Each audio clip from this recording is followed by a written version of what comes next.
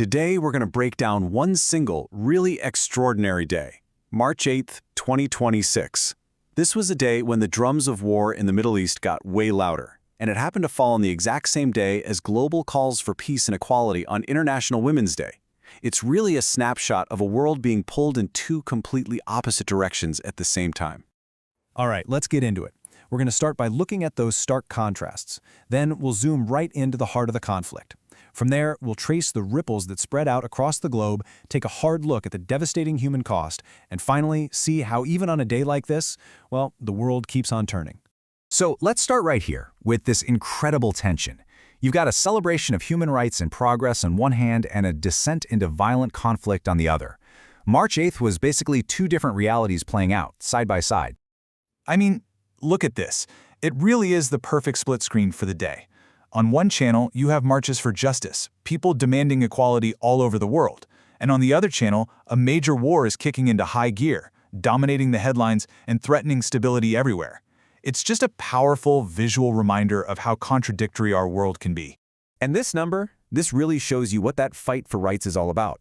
A UN report, which was highlighted on this very day, found that women around the world have only 64% of the legal rights that men do. Just let that sink in for a second. It's a pretty stark reminder of how far there is still to go, and it's a cause that wasn't going to be silenced, not even by the sounds of war. Okay, so let's shift gears and go right to the heart of that conflict and see just how this dangerous situation boiled over. The focus here is squarely on this escalating military showdown between Iran, Israel, and the United States. And this timeline just shows how fast things went off the rails. First, you have the assassination of the supreme leader. He's then immediately succeeded by his son, which signals there's going to be no change in course, just a doubling down. And the response?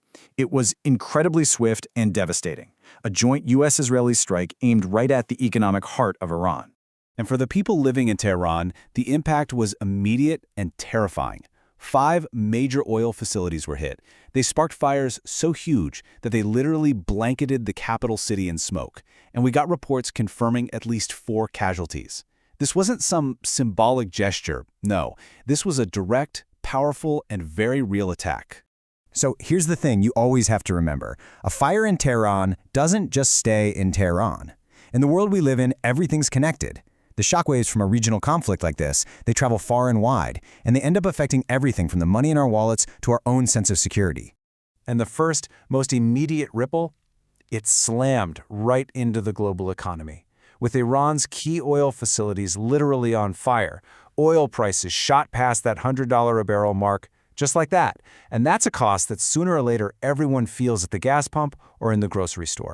But the impact went way beyond just economics. The threat of spillover suddenly became this frightening new reality. The conflict started inspiring potential acts of terrorism thousands of miles away from where the actual fighting was happening. And here are 2 really chilling examples. Out of nowhere, an explosion at the U.S. Embassy in Oslo. And then in New York City, 2 people were arrested for throwing improvised explosive devices. In both of these cases, authorities suspected a direct link back to the conflict in the Middle East. It just shows you how volatile and far-reaching the situation had become. The war also put this immense pressure on all alliances, basically forcing countries to pick a side. So as you see here, the UAE publicly and formally denied having anything to do with it. But at the exact same time, reports started surfacing that Russia was actively helping Iran, feeding them intelligence to target U.S. assets. And just like that, another world power gets pulled much, much deeper into the fight.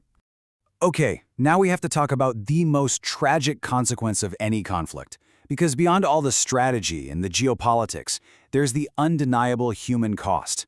And that's measured in people forced from their homes, in injuries, and in lives lost. This number, it's just staggering. Over 500,000 people. As the fighting between Israel and Hezbollah got more and more intense, that's how many people in Lebanon were forced to flee their homes. This is not just a statistic, It's a massive humanitarian crisis, and it was getting worse by the hour. And this table here brings the fatal cost into really sharp focus. In Beirut, an Israeli airstrike on a hotel killed 4 civilians and injured 10 more. At the same time, the U.S. military confirmed another one of its service members had died, which brought their total to 7. Each one of those numbers was a life cut short. But here's the final, and maybe the most crucial piece of this whole puzzle. Even as this massive crisis was dominating every headline, the rest of the world didn't just stop. For hundreds of millions of people, the day-to-day constructive work of building a society, it just went on. I mean, democracy was in action. Voters in Colombia were at the polls. Nepal was seeing a landslide election result take shape. And in Switzerland, citizens were making their voices heard on a big referendum. This is that fundamental, often quiet work of civil society just continuing on against a very, very loud backdrop. And this just illustrates the point perfectly.